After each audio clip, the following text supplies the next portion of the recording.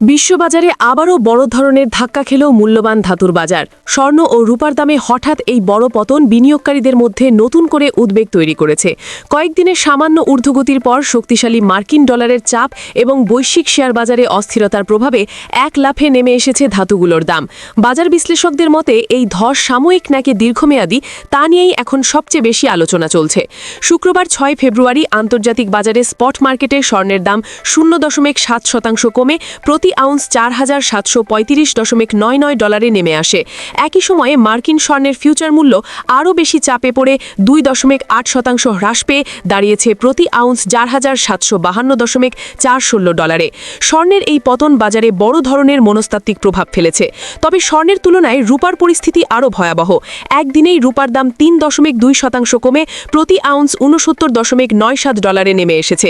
উল্লেখযোগ্য বিষয় হল এর আগের সেশনেই রূপার দাম প্রায় 19% পড়ে গিয়েছিল, যা সাম্প্রতিক সময়ের অন্যতম বড় দরপতন হিসেবে বিবেচিত হচ্ছে। বিশ্লেষকদের মতে এই দরপতনের পেছনে মূল ভূমিকা রেখেছে বৈশ্বিক ইকুইটি বাজারের দুর্বলতা। কৃত্রিম বুদ্ধিমত্তা ছাতে বিপুল ব্যয়ের চাপ নিয়ে বিনিয়োগকারীদের উদ্বেগ বাড়ায় বৈশ্বিক শেয়ার বাজারে বিক্রির চাপ তৈরি হয়েছে। এর ফলে প্রধান আন্তর্জাতিক সূচকগুলো নিম্নমুখী হয়, যা সরাসরি মূল্যবান ধাতুর বাজারেও প্রভাব ফেলেছে।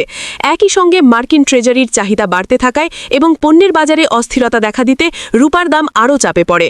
বর্তমানে মার্কিন ডলার 2 সপ্তাহের মধ্যে সবচেয়ে শক্তিশালী অবস্থানে রয়েছে। সাধারণত ডলার শক্তিশালী হলে অন্যান্য মুদ্রার বিপরীতে স্বর্ণ ও রূপা কেনা ব্যয়বহুল হয়ে পড়ে, ফলে চাহিদা কমে যায় এবং দাম নিম্নমুখী হয়। এদিকে যুক্তরাষ্ট্রের শ্রম বাজারের দুর্বল তথ্যও বাজারে অনিশ্চয়তা বাড়িয়েছে। সর্বশেষ প্রতিবেদনে দেখা গেছে ডিসেম্বরের শেষে চাকরির সুযোগ প্রায় 3,86,000 কমেছে, যা 2020 সালের পর সর্বনিম্ন। শ্রম বাজারের এই মন্দা সাধারণত সুদের হার কমানোর ইঙ্গিত দেয়। বিনিয়োগকারীরা ধারণা করছেন 2024 সালে কেন্দ্রীয় ব্যাংক অন্তত 2 দফায় সুদের হার কমাতে পারে, যার প্রথম ধাপ জুনেই আসতে পারে। সুদের হার কমলে সাধারণত স্বর্ণের মতো অফলনশীল সম্পদের প্রতি আগ্রহ বাড়ে।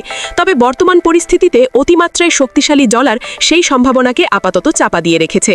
ভূ রাজনৈতিক অস্থিরতাও বাজারে অস্থিরতা বাড়িয়েছে।